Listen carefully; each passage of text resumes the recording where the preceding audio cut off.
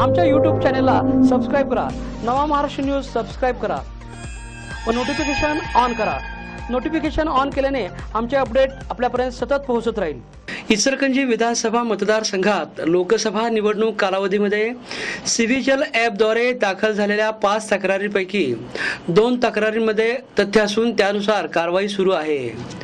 134 जणांवर 48 तासाकरिता हद्दपारीची कारवाई करण्यात येणार असून दारूबंदी कायद्याअंतर्गत 97 सराईत्यांवर तर 46 अवैध व्यावसायिकांवर कारवाई करण्यात आली आहे।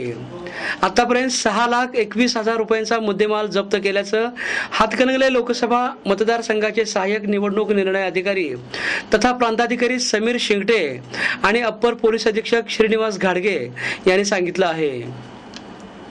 प्रांताधिकारी शिंगटे यांनी इचलकरंजी विधानसभा मतदारसंघात 267 मतदान केंद्र निश्चित केले असून त्यामध्ये 1400हून अधिक मतदार असलेल्या 21 सहाय्यकारी मतदान केंद्रांचा समावेश आहे। विविध परवान्यासाठी एक खिडकी योजना सुरू केली असून निवडणूक आयोगाच्या सुविधा ॲपद्वारे एका दिवसात परवानगी देण्यात येत आहे। 5 स्थिर निरीक्षण व 4 भरारी पथकांची नियुक्ती करण्यात आली आहे। त्यावर देखरेखीसाठी 4 व्हिडिओ पथक असून व्हिडिओ शूटिंग तपासणीसाठी स्वतंत्र 4 पथके आहेत।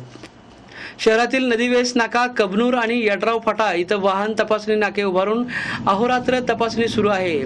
नाक्याच्या ठिकाणी CCTV बसवणार असून तपासणी करणाऱ्या कर्मचाऱ्यांना रिफ्लेक्टर जॅकेटसह अन्य सुविधाही देण्यात येणार आहेत।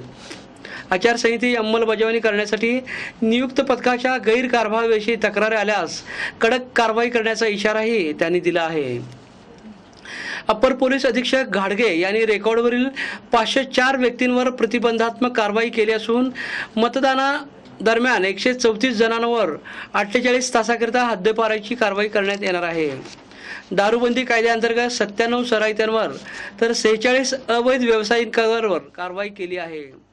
5 जणांना हद्दपार केला असून फरारी संशयिताचा शोध घेण्यासाठी कॉम्बिंग ऑपरेशन राबवलं आहे। हत्यारं बाळगल्याप्रकरणी 2 गुन्हे दाखल केले असून आतापर्यंत 6,21,000 रुपयांचा मुद्देमाल जप्त करण्यात आला आहे। आचारसंहितेची काटेकोरपणे अंमलबजावणीसाठी पोलीस दल प्रयत्नशील असल्याचंही त्यांनी यावेळी सांगितलं।